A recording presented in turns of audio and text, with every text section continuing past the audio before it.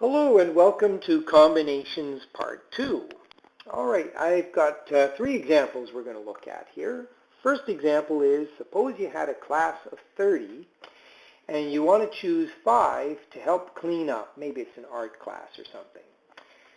The first thing you really want to do when you read a question like this is ask yourself, does it really matter what order your name gets called? Does it matter if your name is called first or fifth?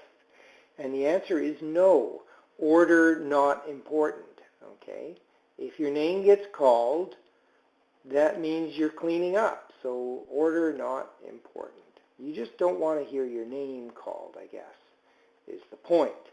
But so that right away, as soon as you go, oh, the order doesn't matter, what does that tell me? That tells me this is a situation where it is combinations, not permutations, where order is important. Here it's not important, so it's combinations. So very easy question once you've made that identification. There are 30 uniquely different items to choose from, and I am going to choose 5. Okay? And we want to know how many groups are possible. So in the formula world, it looks like this. You're going to have 30 factorial, and then 30 minus 5 factorial, and also divided by 5 factorial. You can do all the math, or you will find there is a combinations button. Again, if you look under math and probability, you will find the combinations as well as permutations. And the way this stuff works is, depending on which model of calculator you have, usually you put in the number 30 first, then you go to math, then probability, then you find combinations, and then you put in the 5, and then you hit enter or return or whatever it is on your machine. Anyway, it should spit out the same answer that I got, which is 142,506 different arrangements that are possible. Okay. All right, on to the next example. In the next example, we want to know how many groups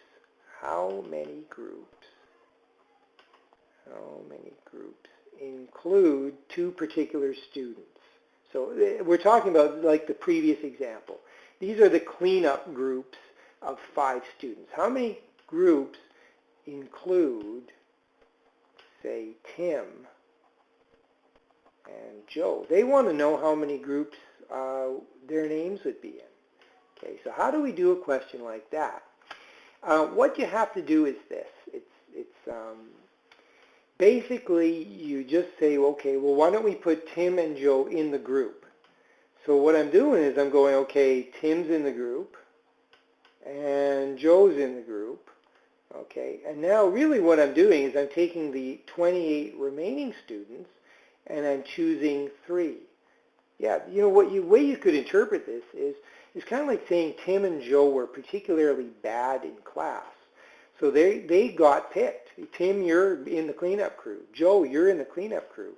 So now the math behind it is I got to take 28 remaining students and choose 3. So that's the math behind it. It's the 28 choose 3. And when you do that on your calculator, there's only 3,276 groups that include Tim and Joe. Now, the last little twist is how many groups. I'm going to write all this out so you can see the wording. How many groups don't include Tim and Joe? Don't include Tim and Joe. Okay. Now, the important thing here is the word and. We're talking about how many groups don't have both Tim and Joe in it. And the easiest way to do that is as follows. You take your answer from the first one, which is, here's how many groups there are in total. Some include Tim, some include Joe, and some of them include Tim and Joe, but a lot of them include other people. And what we're going to do is we're going to take out from that all the groups that include Tim and Joe. Okay, now what's left here, what must be left, are the groups that don't have Tim and Joe. Some groups will have Tim, some groups will have Joe, but none of these groups here have Tim and Joe. And so it's actually a surprisingly big number, 139,230 groups that do not include Tim and Joe, both boys. That's where I'm going to stop with combinations for now.